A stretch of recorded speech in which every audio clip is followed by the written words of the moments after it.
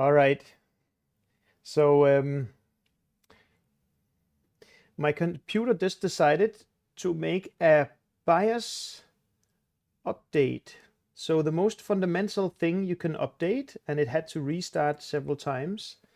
So I'll just see if anybody are here at all.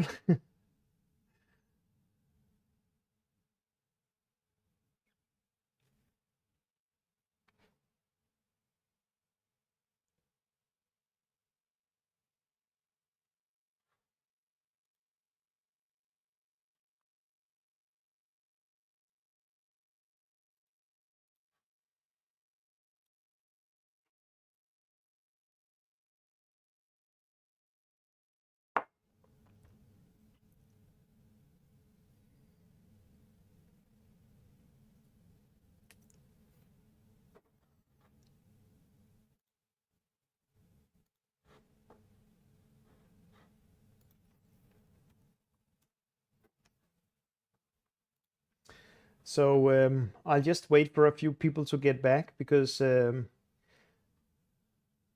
my computer just completely um, decided to restart the BIOS during the stream. So it just basically started to restart several times. Um,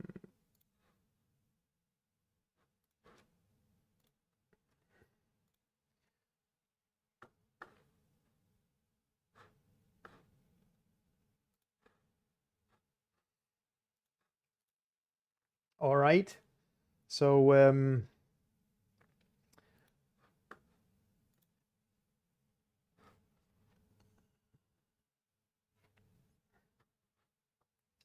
let's just let people get back in.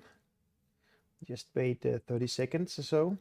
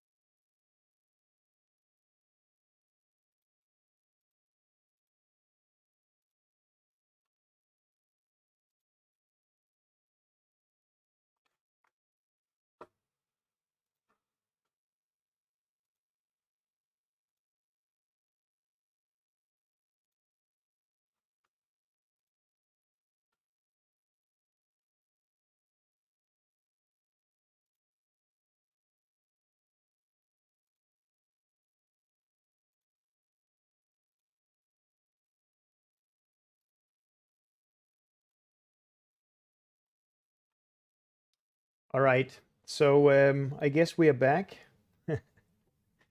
But before we were a lot, now we are three.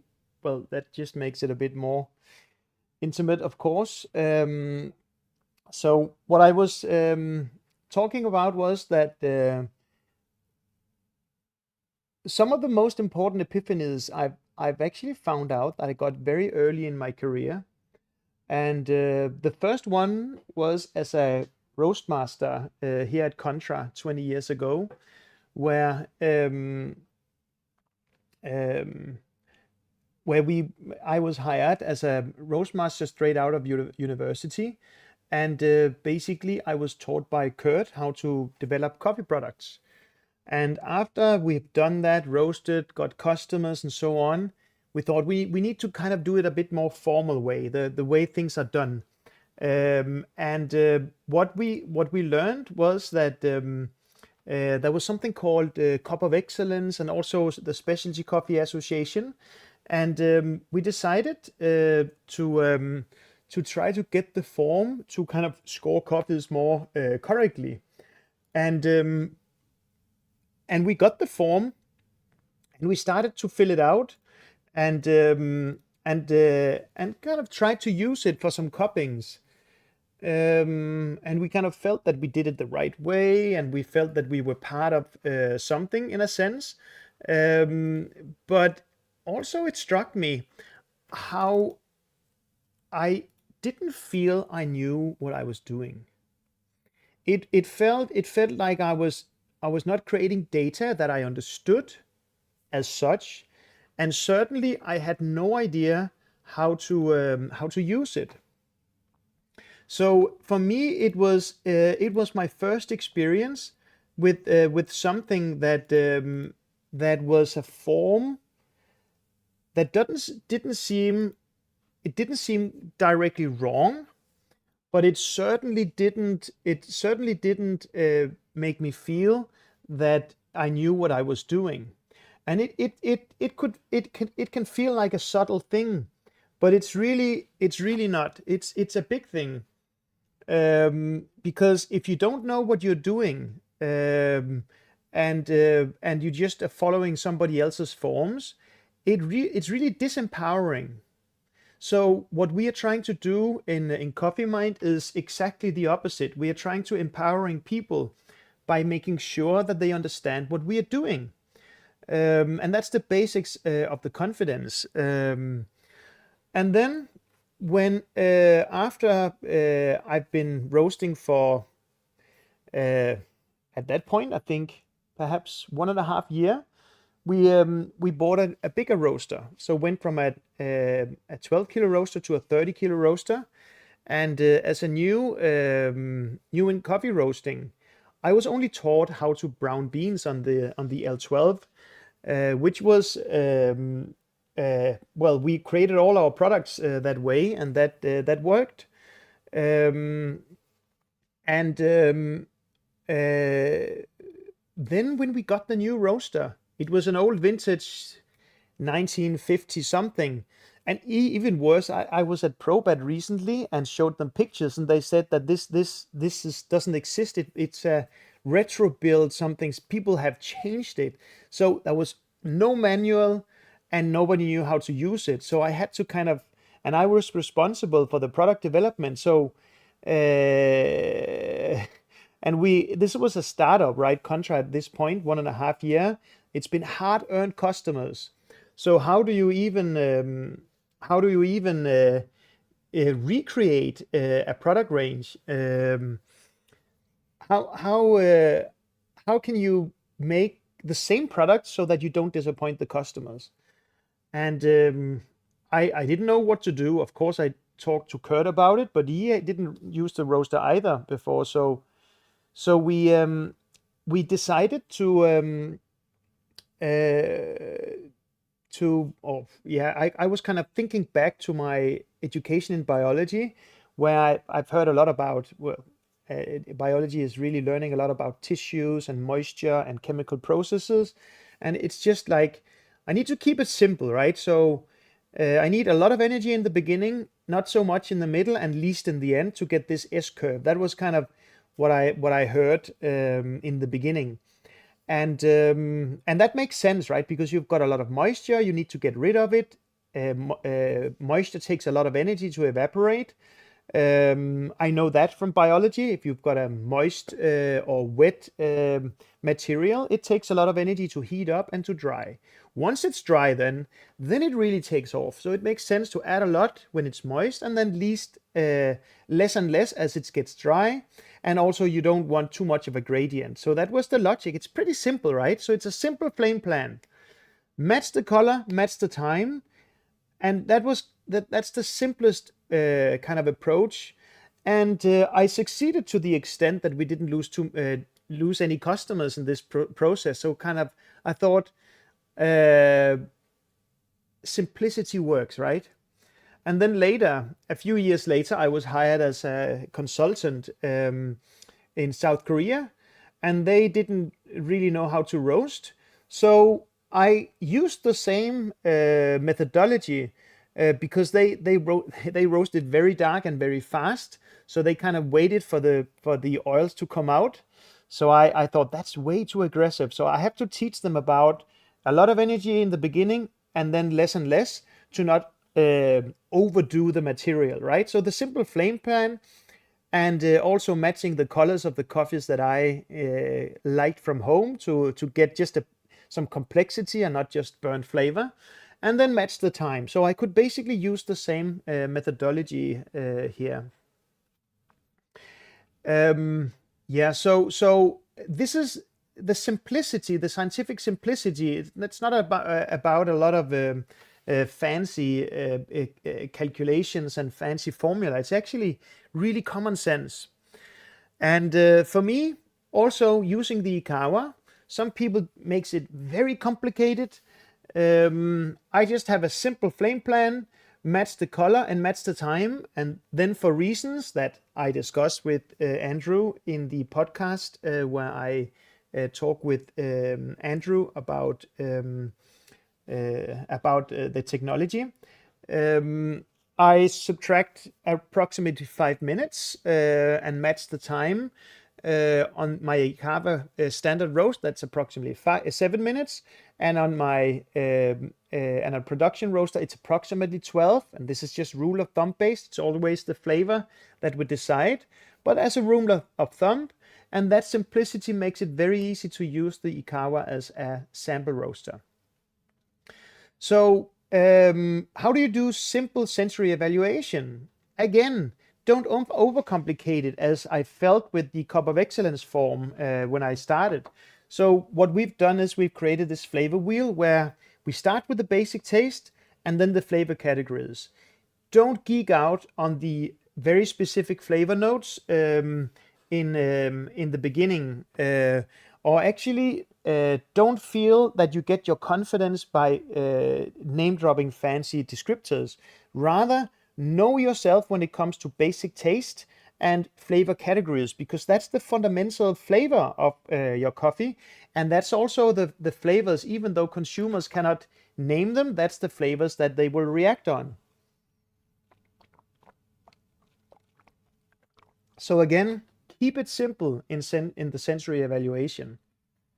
And the fundamental simplicity of sensory evaluation also is related to the kind of questions that you can ask in a sensory evaluation.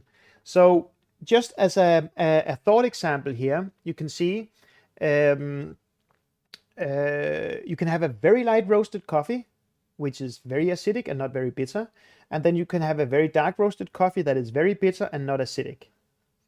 Once you have those two, you can take, let's say, just 20 random people at a specialty coffee event, just so that you know that it's people who knows just a bit about coffee. And you can calibrate them quickly on acidity and bitterness if you want, just to make sure that they know what acidity and bitterness is. And then you can ask them, raise your hand if sample A is the most acidic. And of course, everybody will raise their hand. And then you can ask the same group of people about the same coffees, raise your hand if you prefer sample A. And that might not be everybody. So the point is, keep it simple when it comes to sensory evaluation. You can ask about intensities, which is the laboratory descriptive analysis, or you can ask about preferences, which is the what do you prefer? And this is where the old Q and system and the 2004 SCA system completely failed to distinguish. The new CVA system of SCA actually tries to make this distinction, but they fail on a lot of points. One of them is that it seems like they never really plan to ask consumers. It seems like they plan that experts should make guesses about consumer segments. And anybody who's been spending time with consumers know that that doesn't work at all. You need to actually serve and measure your preferences on your customers, because if you can't know from just asking or just assuming. That's bad data. So how does this work practically? Well, it works by kind of asking specific questions in a sequence. This is sensory science. Sensory science is asking these 3 questions in this sequence. First, if you're creating a product range or doing some experiment with trying to develop a product, doing different roast profiles, it's very important that if you want to do a cupping and evaluate an experiment, make sure that there's even a relevant difference at all. This is often not the case. This is where people are geeking out about organic acids that we have proven in a scientific project. That's not relevant. You can't distinguish the different acids, yet it has been taught for decades. There's a lot of also advice in coffee roasting that is about the soak and smoothing the rate of rise, and a lot of things that it's just for sure below sensory threshold. So that's kind of a noise gate. So that's the first step. So that's the first type of question you can ask. Is there even a difference? Also drum speed and airflow, people doing all sorts of things, even though it might be below sensory threshold. Then if you find that there's a difference, for example, if you have a light, medium, and dark roast, you can make a descriptive analysis. So this is what I said, that's the intensities scored in the lab. Once you know your products, and that's what you do in the lab with discriminative and descriptive analysis, then you take it to the customers and try to map out who likes what. This is sensory science. That's it. And it can help you with your business plan. It can't tell you what to do, but once you've decided which customers you will base your business on, then you can use this to get there. So that's what I said, right? You need to know where you want to go in the GPS. You need to have a destination yourself. You need to pick it yourself. Nobody can tell you where to go. But once you know where you want to go, sensory science can help you get there. And it can be done very simply. It doesn't have to be scientific. You can just kind of taste the coffees and then place them in a flavor wheel. And then after doing that, you can just serve your samples for customers and see which thermo empties first. So you can see here, it's so important that when it comes to these 3 phases, discriminative, triangulation, descriptive, and then affective, it's simple questions with simple answers, right? So discriminative, so the question is there a difference between the products? The answer comes in triangulation. It's very easy and simple to answer, right? And when you describe, the next step, if you try to describe flavor, you try to score the intensity of for example, bitterness or any descriptor that's relevant. And if you ask who likes what, that's the consumer part of it. You use this 9-point hedonic scale on how much they like it, not overcomplicated questions. Like the ones that you would find in the affective form. You can see here SCA's affective form.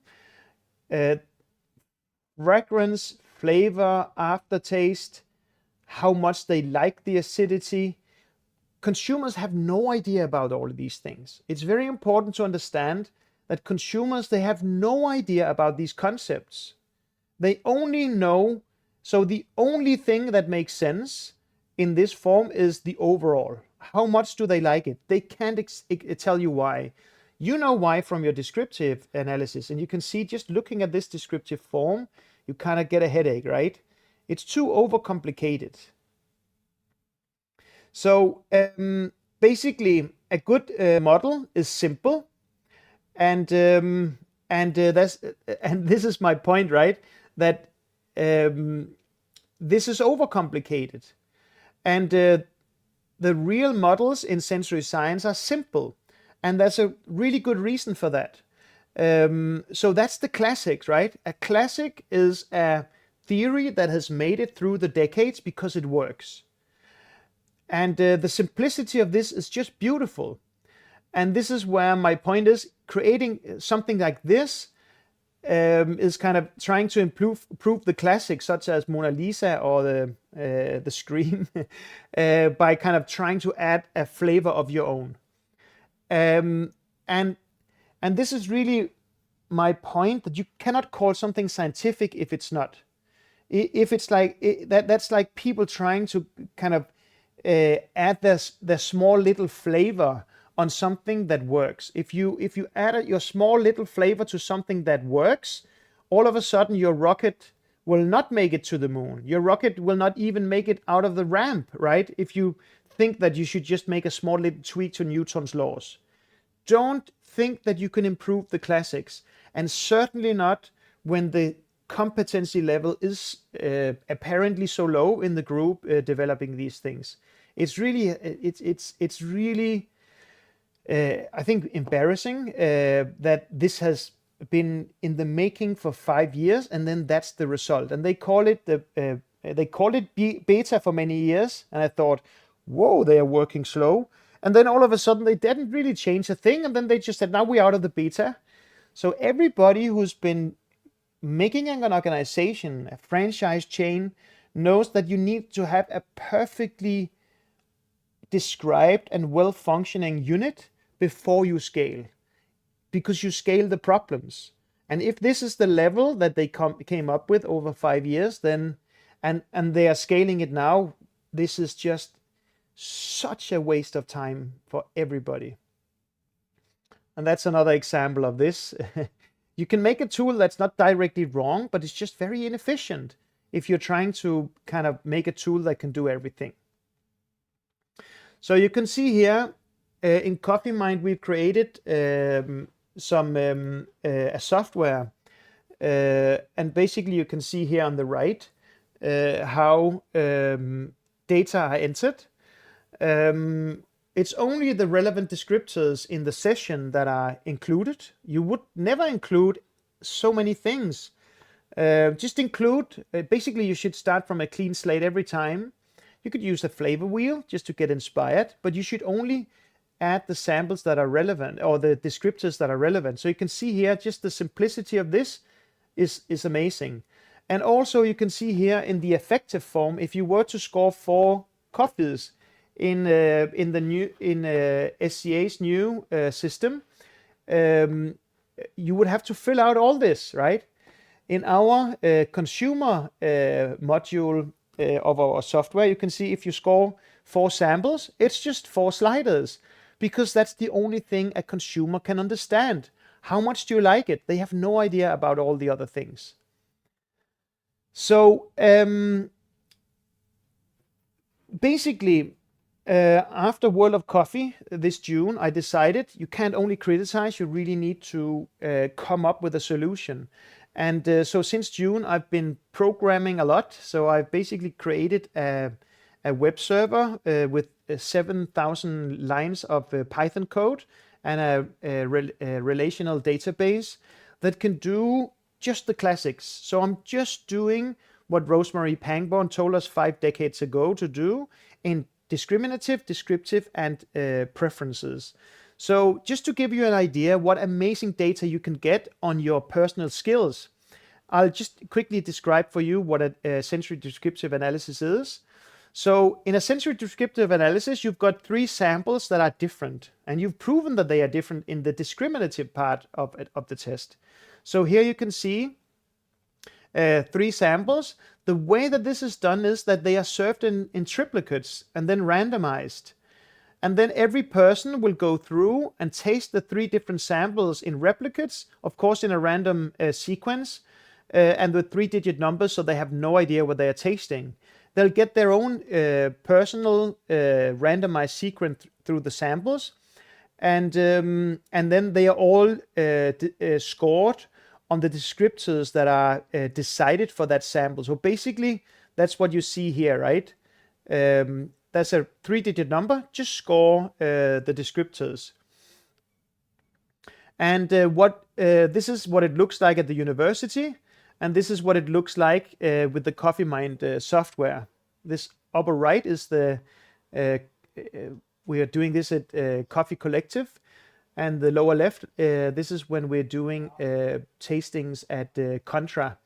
And I can show you some data that are created with that coffee grown in Denmark. So you can get really advanced statistics coming out describing the products. So here you get some really amazing data that has statistical significance assessment for the flavor differences between the samples. And but the most important thing, and this is what we can do with the IKAWA, remotely. I can run these sessions with you remotely. If you just have an IKAWA and a friend, you can basically get almost like a hearing test. You can see for each student, you will get a lot of data. And most importantly, we can see, because since you tasted each sample 3 times and scored it on the same descriptors, we can see how much variation you have per descriptor. And we can also see how well you use each descriptor to differentiate the samples.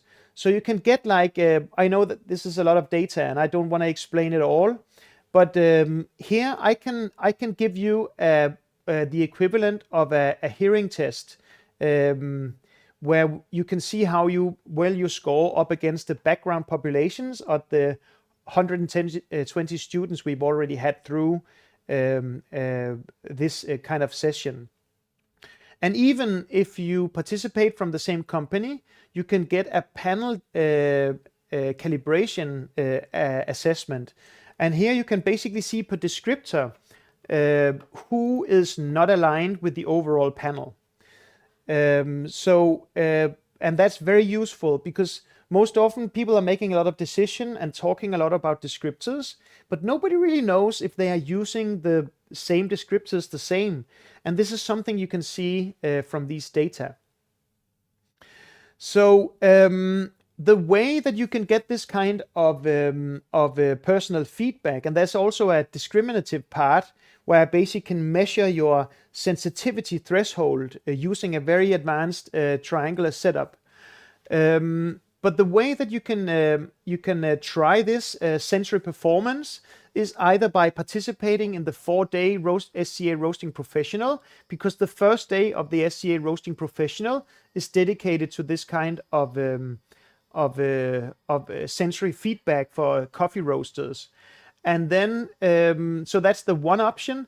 The other option is that we're also running just this as a standalone day here in Copenhagen, where you can just show up, and we've created all the samples and all the setup, and then of course you will just get your feedback.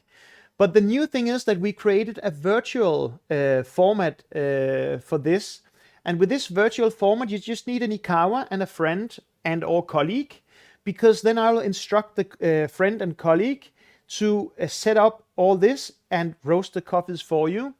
And then you will then you can participate even without flight and hotel, and you can get this kind of personal feedback. So if you're interested in this, you can actually jump on a special offer bundle here. It's a 300 euro course, regardless if it's on-site or virtual. But if you scan the code or follow this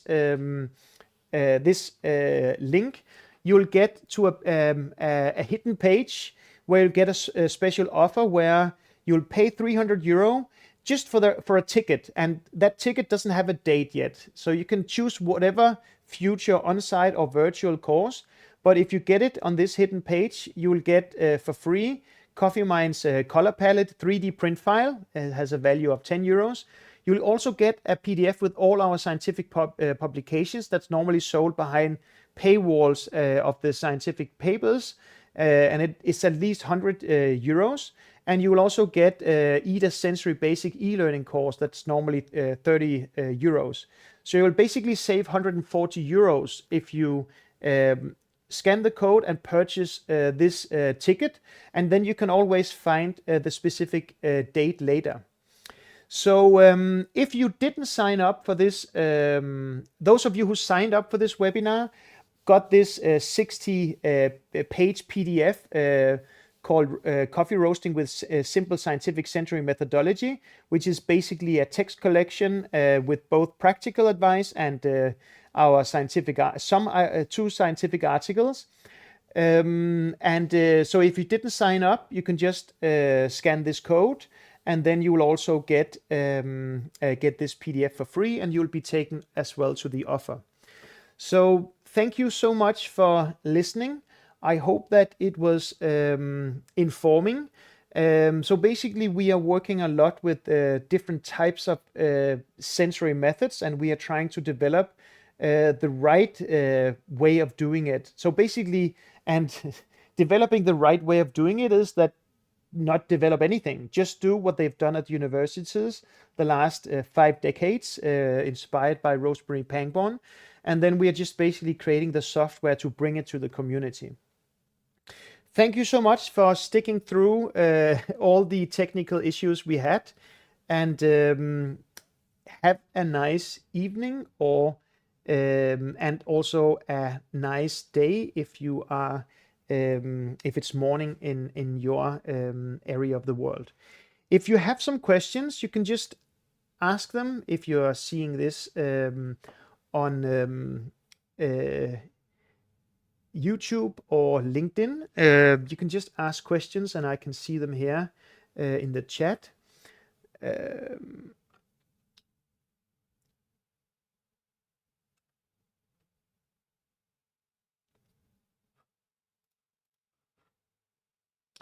Yeah, there's probably a bit of a delay, so I can't see any questions yet, but it might be that because you don't have any questions or because there's a big delay. Yeah, so of course we're trying to apply scientific critical thinking to everything we do, and some people get a bit annoyed that we are critical, but we actually, I would say that we are constructively critical in the sense that we just wanted kind of everything to be done within the confines of the state-of-the-art methodology that is always already developed. So if people kind of develop things in all kind of directions, I think it's my moral responsibility as a scientist to kind of speak up. But as you can see, we've also tried to come up with actual both practical solutions, but also really advanced solutions.